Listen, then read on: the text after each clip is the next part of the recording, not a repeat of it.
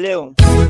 Na kwa mwisho, watu watatu wamezozana kwenye kijiji cha Chibimbi katika mtangamano wa Irambi Katana wilayani Kabare sababu ya chupa ya pombe kali aina Simba waliopewa siku ya pili tarehe 13 Mei mwaka huu. Cesar Nyamuniase Jos. Wenye kupewa pombe hiyo walikuwa watatu, walijitambua saa zinasonga mbele, wakatamani kurudi nyumbani pande ya 1:30 za jioni. Walipofika katikati ya njia, ilibidi wagabule njia, wagabulane pia chupa yao walipewa. Hebu tusikie kwanza tofauti kati ya kipande na kizima. Banaita kipande wakati mutu ulikia na pesa ya kidogo unakia uza Simba. Kama hauna makuta ya kueneza kizima unauza kipande, banagabula ile Simba mo mara pili njo banakupatia kipande. Kizima njo Simba ya kuenea. Heo walikosa wagabule kizima yao, mumoya eti minjo nda kibeba. Kulijitokeza mtu mwingine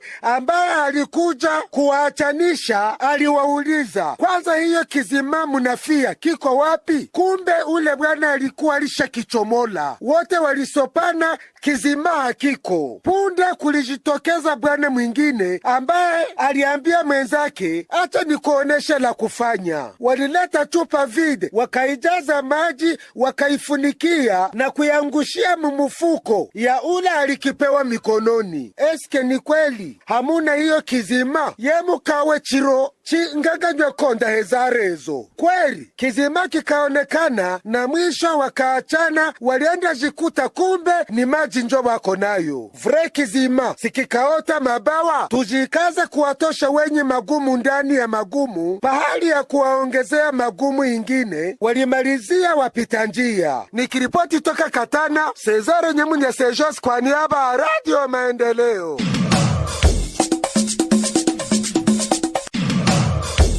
Huo ndio mwisho wa taarifa hii ya habari toka Radio Club. Asante kwa nyote ambao mumetega sikio.